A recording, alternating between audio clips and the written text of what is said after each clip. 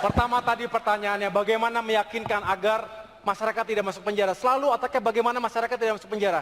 Bagaimana pertanyaannya kalau mereka berhasil? Tidak pernah ditanyakan. Tadi pasangan nomor 1 mengatakan mau kasih 400.000 per bulan. Itu terlalu kecil, Bapak. Karena kami berikan anak SMA saja 600.000. Bagaimana membangun manusia? Jawabannya nggak nyambung sama sekali. Karena itu Pak Basuki nyamanya. Karena itu Pak Basuki, jangan hanya kerja, harus punya gagasan, harus punya kata-kata. Karena dua itu memberikan narasi. Dan Bung Karno mengatakan, banyak bicara, banyak bekerja. Bukan hanya banyak bekerja tanpa bicara. Tugas pemimpin mengirimkan pesan, dan itu menggunakan kata-kata. Kalau Anda meremehkan kata-kata, maka Anda akan memecah belah warga Jakarta. Debat selanjutnya akan dilaksanakan pada tanggal 27 Januari dan 10 Februari mendatang. Tim TV One mengabarkan.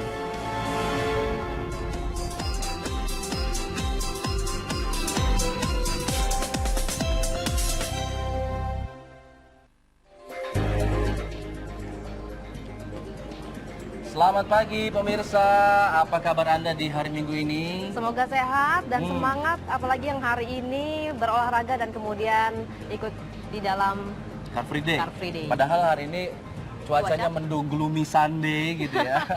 Cuma ini tentunya tidak menggambarkan apa yang terjadi di peristiwa yang terjadi selama sepekan terakhir. Ya, selama sepekan tadi kita sudah cuplik apa yang terjadi selama sepekan, dan kemudian mulai hari Jumat ini juga sudah menjadi trending topiknya Indonesia. Betul, debat pertama Pilkada DKI Jakarta ini menyita perhatian publik di Indonesia tentunya, dan ini akan menjadi awal bagaimana publik bisa menilai para calon pemimpin mereka.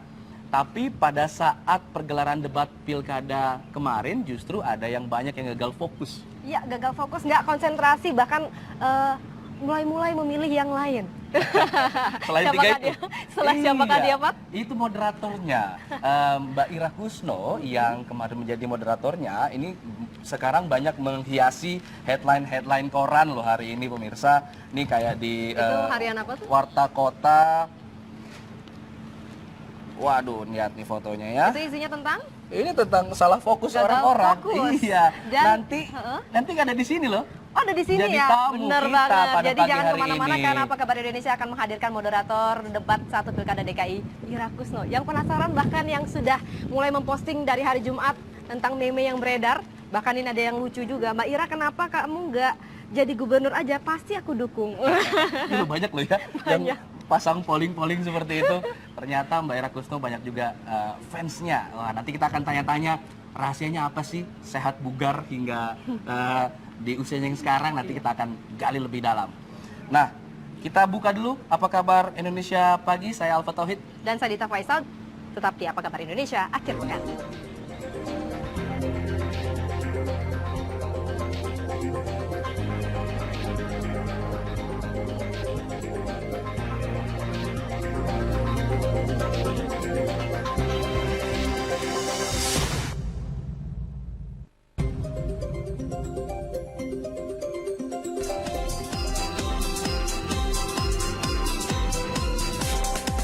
Ya, nanti Rekam jejak pendidikannya, Pak? Wah, ini pendidikannya luar biasa pemirsa.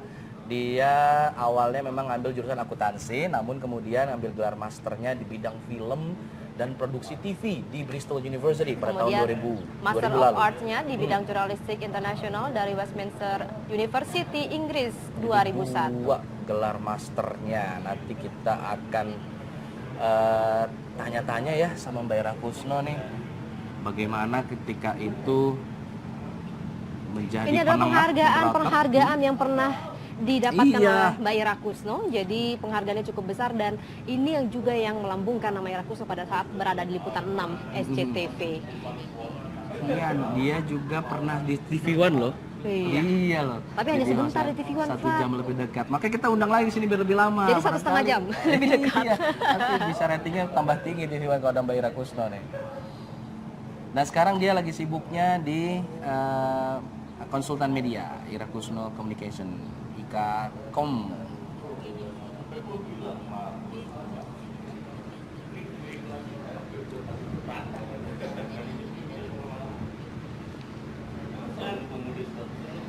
Kita sudah melihat profil dari Mbak Ira Kusno dan kemudian ini ada meme yang cukup menyita perhatian publik melalui netizen.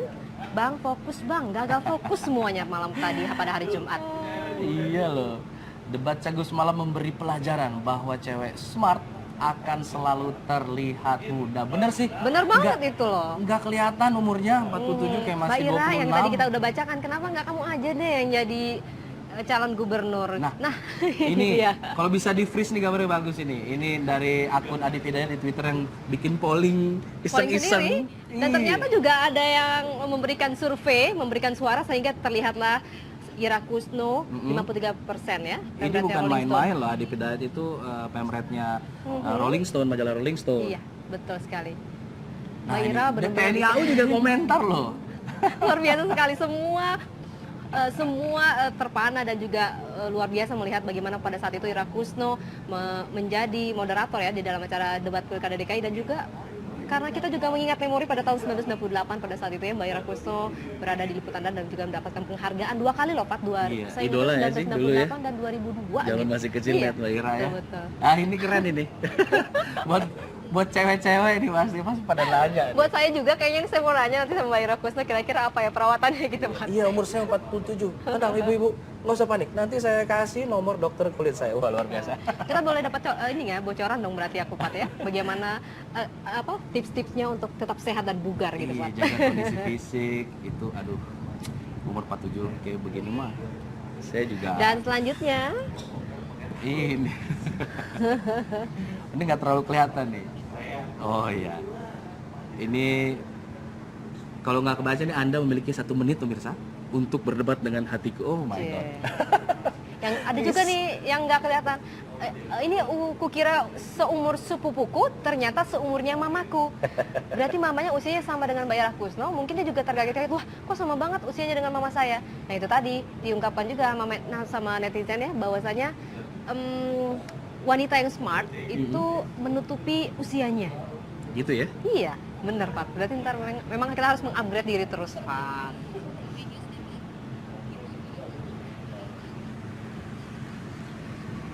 Oke. Nah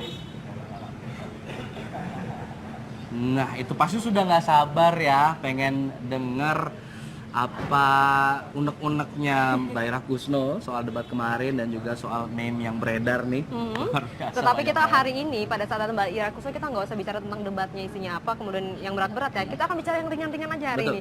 Dan kita akan perlihatkan dulu informasi yang satu ini tentang seputaran debat Pilkada DKI Jumat malam.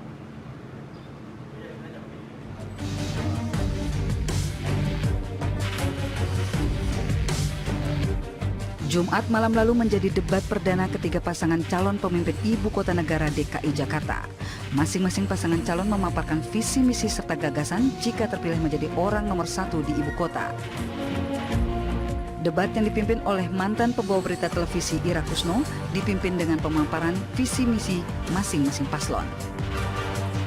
Jakarta sebagai sebuah sistem ruang kehidupan yang harus mensejahterakan semua dan juga pembangunan yang inklusif dan partisipatif yang memberdayakan seluruh warga secara adil.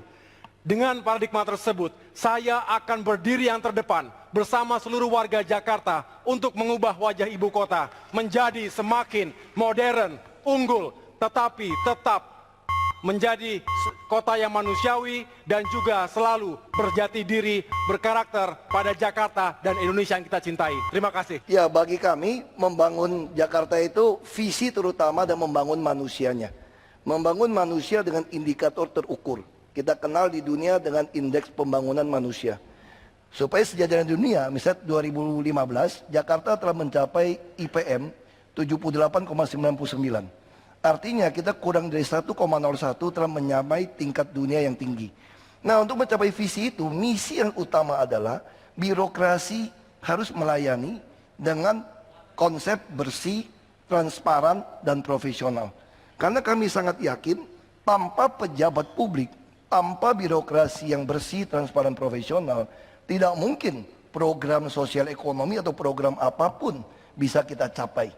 Makanya kami sangat yakin yang paling utama harus dibereskan adalah birokrasi dengan pejabat dengan rekam jejak yang jelas, sudah bersih, transparan, dan profesional. Lapangan pekerjaan menjadi prioritas. Keadilan atas lapangan pekerjaan sangat mendasar. Berikutnya, akses pada pendidikan berkualitas dan tuntas. Kita ingin para orang tua bisa mengantarkan anaknya ke sekolah, bisa mengantarkan anaknya ke madrasah dengan perasaan tenang, dengan perasaan yakin, penuh cinta kasih. Lalu kita didik anak-anak itu sehingga mereka menjadi anak-anak yang berakhlak, anak berkarakter, kompeten, dan kelak mereka menjemput anak-anaknya dengan rasa bangga dan bersyukur bahwa Pemda Jakarta menyelenggarakan pendidikan berkualitas dan tuntas untuk mereka. Yang tidak kalah penting dari itu, sosial ekonomi kita, semua ikhtiar ini menjadi tak bermakna ketika narkoba hadir. Kami akan tegas.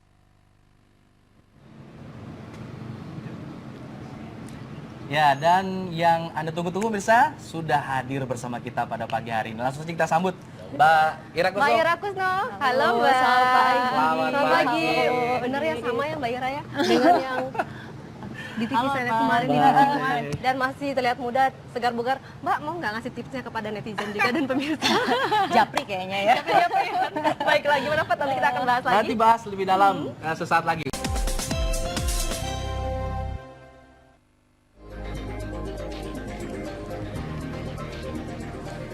Langsung saja pemirsa kita sapa Mbak Ira Kusno yang sudah bergabung bersama kita di Apa Kabar Indonesia Pagi Akhir Pekan. Selamat pagi Mbak Ira. Selamat pagi lagi Alfat, Dita. Mbak Ira.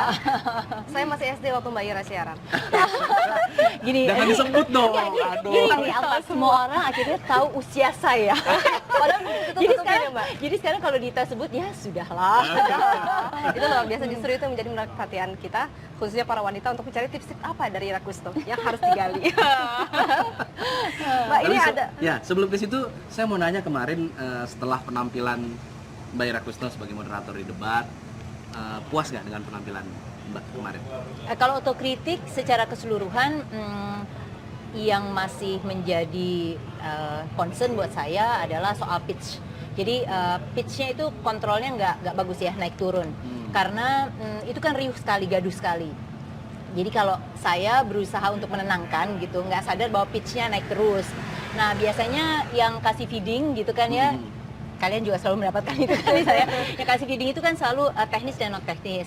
Tetapi karena ini debat pertama dan alurnya relatif agak yang rumit dan detail, konsennya adalah kepada soal alur gitu. Jadi yang non teknis seperti itu agak terlupa. Padahal kan kalau misalnya saya lagi menenangkan untuk kembali kepada audiens kan harusnya diingatkan pitch control gitu. Saya sendiri juga sudah tidak mengontrol gitu ya. Itu sih sebenarnya kalau mau dibilang, karena jadi agak naik turun gitu. Tapi keseluruhan alhamdulillah lancar ya, dan itu ya kalau nggak kerja sama semua pihak tuh benar-benar nggak bisa. Tampilan Mbak Ira Kusno pada Jumat malam memukau banyak pihak, netizen juga sampai membuat beberapa meme. Wow, luar biasa sekali.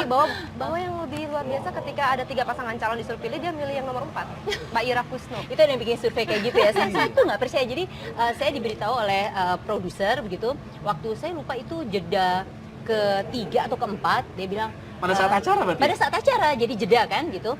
Terus kemudian bilang, Ira, kamu tahu nggak sekarang kita nih sudah ada yang bikin polling, paslon 1 berapa, 2, 3 berapa. Saya bilang, kok angkanya kecil sekali ya, kan mestinya baik kan. Enggak, rasanya sebenarnya milih kamu. Yang benar, saya bilang. Tapi nggak kepikiran lagi karena kan acaranya masih jalan. Saya pikir itu bercanda gitu. Pas lain ternyata memang ada yang buat gitu ya. Mas Damar kalau nggak salah, Pak. Banyak sekali, Mas Mbak. Adib ya kalau nggak salah. Luar biasa sekali, dan kita melihat juga ini jadi trending topiknya Twitter Indonesia, ada 357 cuitan dengan hashtag debat 1 Pilkada DKI sampai dengan hari Sabtu petang. Oke, di luar daripada itu kita ingin tahu sebenarnya kenapa sih KPUD memilih seorang Ira Kusno di samping banyak sebenarnya moderator, baik itu dari kalangan akademisi, entah itu kalau dari debat capres cawapres ada yang rektor, kemudian juga dosen dan sebagainya. Nah, apa sih yang menjadi pertimbangan KPUD ketika misalnya Mbak Ira menjadi moderator? Harusnya tanyanya sama KPUD ya, bukan sama saya gitu ya. Pada saat itu kan pasti kan ada pertemuan dulu. Ya, jadi prosesnya ada prosesnya kandidat sekian banyak gitu. sebenarnya TV One berperan besar itu. jadi Ceritain dong, Pak. Ini yang versi saya ya. Jadi nanti bisa di cross check tentunya. Saya itu sebenarnya modelnya adalah dinominasikan gitu. Jadi kelihatannya TV-TV penyelenggara mengajukan beberapa nama gitu. Nah, kemudian nama ini mungkin dibuat matriks begitu ya, disusun dan diajukan kepada seluruh tim ses. Karena ini kan harus disetujui oleh mereka. Tentunya dilihat apakah pernah punya berpihakan kepada calon tertentu atau kemudian punya rekam jejak yang memang ke arah partai politik tertentu. Kelihatannya mereka akan melihat di situ. Kalau sudah disetujui, karena nama yang ditapis pertama tentu oleh KPU juga, jadi KPU-nya mestinya sudah setuju. Begitu dari tim saya setuju, nanti saya dihubungin. Jadi prosesnya sendiri memang ada sebuah stasiun televisi, TV One tepatnya, menghubungi saya dan mengatakan bahwa Ira, kamu setuju nggak untuk maju gitu ya sebagai moderator. Baru sesudah kalau kamu iya akan ditelepon oleh KPUD-nya gitu. Jadi ibaratnya KPUD tuh tinggal terima saya sudah iya gitu kan. Jadi kalau ditatanya prosesnya seperti itu. Jadi fit and propernya dilakukan sebelumnya. Tetap ada ya nominasi dari beberapa orang ya? Kelihatannya seperti itu ya. Saya tidak tahu prosesnya Nanti soalnya. tanya ketua KPUD kenapa milihnya Mbak Ira gitu kan. Setelah kepilih nih Mbak, dikasih tahu kan sebelum-sebelumnya dong. Nah kemudian persiapan khususnya apa ketika Menghadapi para pasangan calon debat? Tim perumus pertanyaan itu atau tim panelis dari akademisi dan ahli ya yang sudah dipilih. Jadi rumusan pertanyaan itu sebenarnya dari mereka. Koridor tema adalah dari KPU, tapi rumusan pertanyaan dari mereka. Nah, yang jadi tantangan itu adalah bagaimana dalam waktu 90 menit yang kayaknya panjang banget padahal enggak kan pasti gitu ya. Kita bisa bicara supaya lebih dalam gitu. Tantangan berikutnya adalah bagaimana show-nya jadi menarik. Jadi dari sisi konten gitu ya, dari sisi isi harus deliver, tapi dari sisi show juga harus ditonton karena percuma kalau kontennya dalam gitu tapi nggak ada yang nonton. Nah, ini yang kemudian persiapannya jadi ke arah situ. Jadi lebih kepada sisi konten. Saya beruntung KPU dan tim panelis itu luar biasa memberikan ruang gitu, karena kalau enggak moderator itu benar-benar pengatur lalu lintas ya selanjutnya gitu ya. Ini enggak, jadi ruang diberikan karena saya mantan jurnalis, mereka percaya bahwa silahkan dipilih pertanyaannya mana dari sekian banyak pertanyaan yang menurut Ira itu akan punya magnitud besar dan what's in it for me-nya buat warga Jakarta itu juga luar biasa gitu. Nah kalau dari KPUD selama masih dalam koridor mereka akan setuju saja gitu. Jadi itu yang saya lihat bahwa ruang itu diberikan besar sekali, termasuk dengan TV-TV penyelenggara ketika menyelenggarakan tadi supaya show-nya bagus dan sebagainya, mereka itu kolaboratif luar biasa. Jadi itulah yang terjadi. Saya bersyukur punya counterpart tim kerja yang luar biasa. Dan bersyukur sekali dapat kesempatan yang luar biasa pada Jumat malam. Karena Baik, ini yang paling kompetitif ya Dita ya. Betul sekali. Mbak Ira sebagai mantan jurnalis, berarti Mbak Ira selama ini sebelum menjadi moderator pernah nggak berbincang-bincang atau bahkan ketemu untuk jangan-jangan salah satu dari pasangan ada yang pernah menjadi klien Anda untuk konsultan? Dan bagaimana menjaga netralitas pada saat gini ya, jadi saya punya perusahaan komunikasi PR-ing gitu, tetapi memang saya berusaha menjauh dari politik. Hatinya kok belum ke sana ya. Gitu. Kalau politik tuh hatinya tuh harus benar-benar memutuskan ya gitu ya.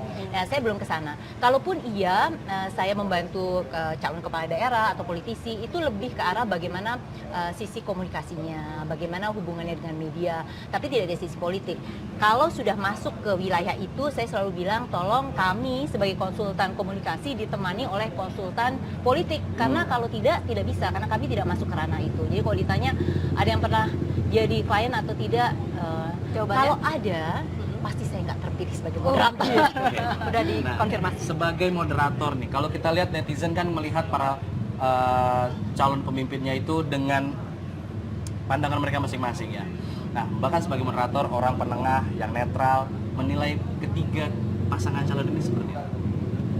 Saya pada posisi yang rasanya nggak boleh menilai itu apa. Kalau off air nanti kita bisa bincang-bincang gitu ya. Tapi setidaknya kan Mbak Ira bisa melihat bahwasanya misalnya pasangan nomor 3 lebih mengutamakan pada pendidikan, pasangan nomor 1 lebih mengutamakan pada peningkatan kesejahteraan dengan cara menekan angka kemiskinan. Kan bisa dilihat apa yang lebih ditonjolkan dari pasangan calon. Lihat dari program kerja. Sebenarnya sih kurang lebih seperti yang disampaikan tadi oleh Dita. Jadi kalau yang paslon ketiga ya terutama itu memang Mas Anies sama Mas Sandi itu lebih ke arah pendidikan, karakter dan sebagainya. Tetapi dari sisi ekonominya juga mereka dalami. Kalau paslon kedua kelihatannya melanjutkan apa yang sudah, tapi mereka kan bicara otak, perut, sama satu lagi dompet ya kalau nggak salah ya itu. Jadi mereka programnya ke sana. Kalau yang pertama ini lebih ke arah memang bantuan yang sifatnya menurut mereka itu nanti akan bisa mengungkit 1 miliar untuk RW. Ya, tapi tujuannya adalah kemudian meningkatkan daya ungkit kemampuan masyarakat dari sisi ekonomi ya. Saya melihatnya ke arah situ juga. Dari sisi ketegasan jawaban, kira-kira sudah memuaskan belum? Nah, ini mulai mancing lagi. Nanti yang lebih parah Mbak Ira bisa jadi viral lagi. Ini moderator atau pengamat? Betul. Kalau dari sisi ketegasan sih saya melihat ya tampak bahwa ketiga paslon ini menyiapkan diri. Tetapi yang harus dilihat kalau dari sisi komunikasi, body language dan sebagainya itu memang ada yang sangat sudah terlatih, ada yang mungkin karena lelah begitu ya, itu mudah terlihat apa yang ada di dalam hatinya gitu. Nah itu, padahal pada posisi seperti mereka tidak ada excuse gitu ya, bahwa mereka bisa menunjukkan hal itu. Jadi memang itu pada jabatan politik yang mau tidak mau orang menuntut quote unquote kesempurnaan. Baik, Mbak Ira, sebelum acara dimulai, sebelum on air, apakah ada kesempatan untuk berbincang-bincang sebentar dengan para kandidat? Ya memang diberi ruang untuk itu, karena kalau enggak kan kaku sekali ya, walaupun saya sudah kenal dengan beberapa Ini dari sebelum di mereka. atas panggung ya? Ya, itu memang ada. Jadi dan itu kan banyak sekali orang juga untuk lebih breaking the ice gitu.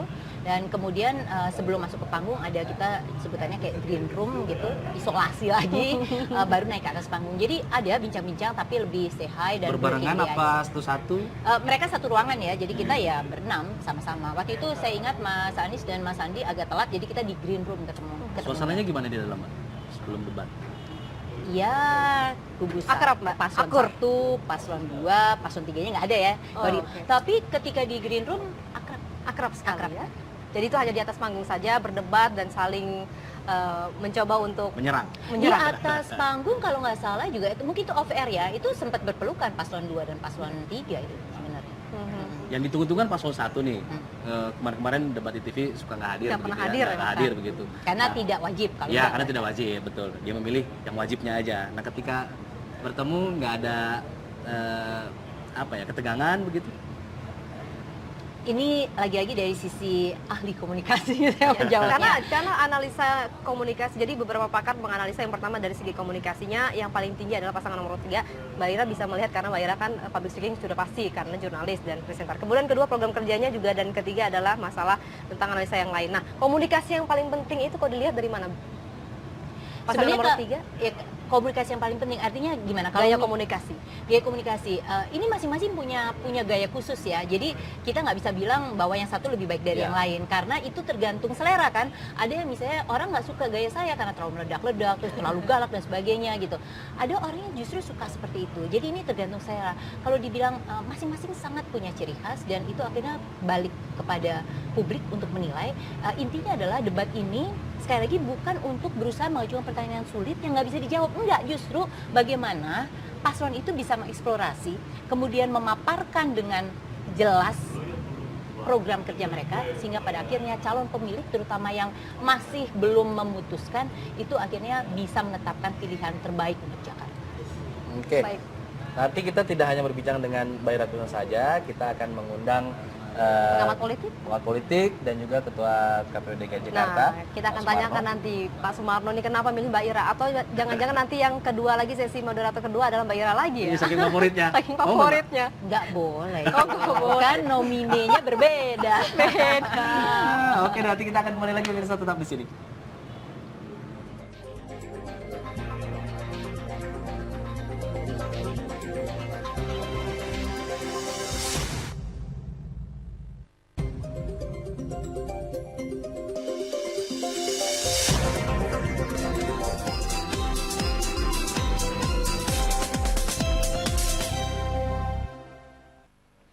Benar bahwa angka kemiskinan di Jakarta masih cukup besar. Ada 360.000 atau 128.000 keluarga yang tergolong miskin dan kurang mampu. Disitulah mengapa Agus Silvi menawarkan program bantuan langsung sementara. Ingat, sementara. Ini artinya adalah memberikan bantuan meyakinkan keluarga miskin dapat makan. Kami berkeliling, bergerilya ke lapangan, menemui banyak masyarakat yang makan sehari-hari pun masih sulit.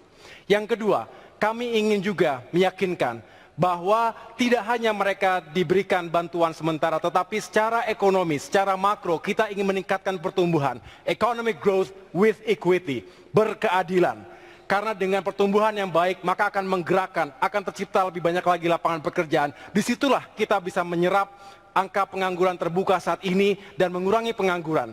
Di samping itu juga kita memiliki bantuan atau skema bantuan dana bergulir, modal usaha tanpa bunga yang tepat sasaran dengan pendampingan dan diharapkan dapat mengembangkan UMKM sekaligus mengurangi pengangguran juga. Ini kita harapkan dapat mengurangi pengangguran cukup signifikan selama 5 tahun ke depan. Yang ketiga, kita juga ingin dengan program-program infrastruktur yang kita angkat, yaitu program rumah rakyat untuk mengatasi backlog perumahan 300.000 unit di Jakarta. Ini harapannya juga semakin menyerap tenaga kerja. Gini, rasio di DKI lebih tinggi daripada nasional. Tapi kita jangan lupa, tahun 2013 ketika kami masuk ke DKI, perbedaan gini rasio di DKI dengan nasional itu jauh sekali, 0,43 dan 0,41. Nah sekarang kita sudah 0,41 dan 0,4. Lalu kita juga mengatakan pengangguran juga sama. Ketika kami masuk 2013, pengangguran itu 8,3%.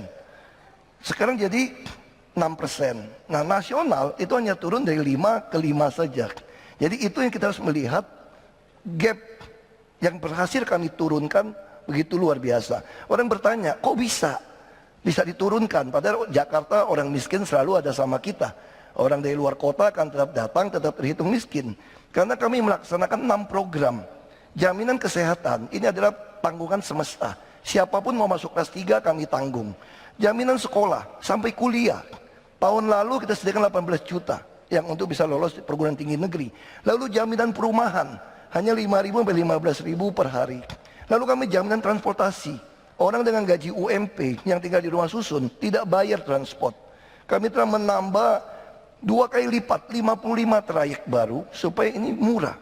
Lalu apa yang kelima? Sembako. Harga beras menurut laporan Bank Indonesia paling stabil. Jadi kami tidak setuju melakukan bantuan langsung tunai karena itu tidak mendidik. Bila tadi kita dengar pasangan calon pertama memberikan ikannya, pasangan calon kedua memberikan kailnya. Ikan dan kail baik diberikan, tapi jika kolamnya masih ada, bagian kami menyiapkan, memastikan kolamnya masih tersedia. Di sini penting. Apalah artinya ikan dan kail bila kolamnya habis? Karena itu justru yang menjadi penting bagian kita adalah kita tidak mendekati masalah kemiskinan semata-mata sebagai masalah sosial, tapi masalah peningkatan kesejahteraan. Kami bukan memerangi kemiskinan. Pendiri Republik ini tak pernah mengatakan memerangi kemiskinan. Mereka mengatakan memajukan kesejahteraan umum. Mereka mengatakan mencerdaskan kehidupan bangsa. Mereka tidak mengatakan memerangi kebodohan. Optimisme, pesan positif. Dan di sini yang kami hadirkan 44 pusat pertumbuhan ekonomi di Jakarta yang akan menumbuhkan lapangan pekerjaan. Karena itu program OKOC yang tadi disampaikan oleh Bang Sandi lebih dari sekedar menumbuhkan wirausaha. Ini adalah program untuk pertumbuhan ekonomi yang nanti akan menyiapkan lapangan pekerjaan. Yang kemudian tidak kalah penting, tidak bergantung semata-mata dari pemerintah. Jakarta adalah kota di mana perekonomian Indonesia berpusat. Kita gerakkan sektor swasta, bekerja bukan yang besar-besar saja. Sebagai contoh, Anda penjahit di kampung, maka umumnya melayani warga tetangganya. Kami siapkan programnya agar Anda menjahit di kampung, tetapi order yang Anda terima tersambung dengan perusahaan-perusahaan besar. Ya, secara bersama kita sudah melihat bagaimana cuplikan tadi 3 pasangan calon tentang visi misinya tentang program kerja, pasangan 1, 2, 3 dengan keunggulan masing-masing. Nah, sudah hadir bersama kami Pak Sumarno, Ketua KPU DKI Jakarta, kemudian juga Mas Heri Brianto sebagai pakar komunikasi politik. Kita ke Pak Marno dulu. Pak Marno, kalau Anda bisa melihat debat rasa ini sangat panas, sengit begitu ya, bisa dibilang lebih rasa pilpres begitu, bisa dibilang gitu nggak Pak? Bahkan lebih panas dan lebih ramai dibandingkan dengan debat capres. Iya, saya kira nggak panas ya, anget sih. Anget ya. Iya, dari debat kemarin ya kita bisa menyaksikan itu masing-masing calon gubernur dan wakil gubernur ya, ketiga pasangan calon itu bisa mengungkapkan program-program, gagasan, visi misi yang sesungguhnya memang dari awal itu KPU, tim panelis, moderator itu memang mendesain seperti itu. Jadi memang ini sudah sesuai dengan harapan. Walaupun memang tentu saja akan ada evaluasi ya dari debat pertama itu agar nanti pada debat selanjutnya tanggal 27 Januari dan 10 Februari nanti lebih baik lagi. Ada yang bilang waktunya terlalu sedikit. Jadi kepotong-potong, nggak full gitu, nggak keseluruhan gitu ke penjelasan dari para pasangan calon. Apakah nanti kemudian ada perubahan waktu atau ada pertambahan waktu dari 2 menit menjadi Jadi 3 begini, menit gitu? kalau waktu itu sudah ditentukan dalam peraturan KPU. Oke. Jadi peraturan KPU tentang kampanye itu sudah menyatakan bahwa debat itu durasinya 120 menit gitu, yang 90 menit itu perdebatan, yang 30 menit itu commercial break. Jadi memang ini tidak bisa lagi kita menambah. Memang banyak sekali mengatakan bahwa ini temanya menarik. Kemudian juga calon-calonnya cukup bagus. Karena itu kemudian supaya ditambah waktu yang lebih panjang lagi. Nah, nanti KPU tidak bisa melakukan itu karena memang waktunya sudah diatur sedemikian rupa. Pak Sumarno, banyak sekali yang mengapresiasi, pengamat mengapresiasi kesuksesan dari debat Pilkada DKI. Tetapi apakah evaluasi yang nantinya akan menjadi perbaikan di debat Pilkada untuk yang kedua 27 Januari mendatang? Ya, memang ada beberapa evaluasi yang perlu kita lakukan. Pertama terkait dengan temanya, ya. Temanya kemarin itu cukup menarik, tetapi terlalu luas. Gitu. Oleh karena itu, kemudian banyak gagasan-gagasan yang disampaikan oleh masing-masing calon itu belum tuntas. Gitu. Barangkali ibarat membuat kalimat itu belum sampai pada titik, dia baru sampai koma.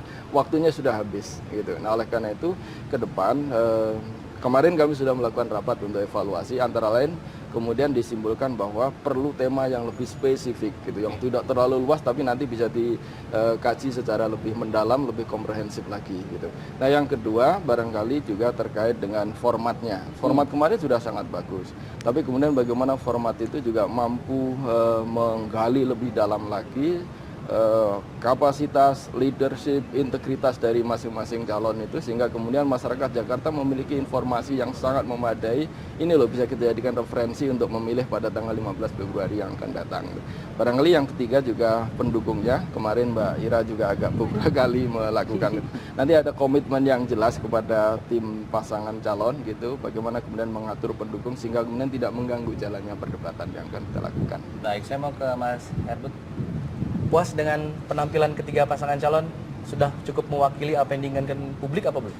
Ya, saya kira memang secara keseluruhan kita patut memberikan apresiasi ya kepada KPUD DKI Jakarta.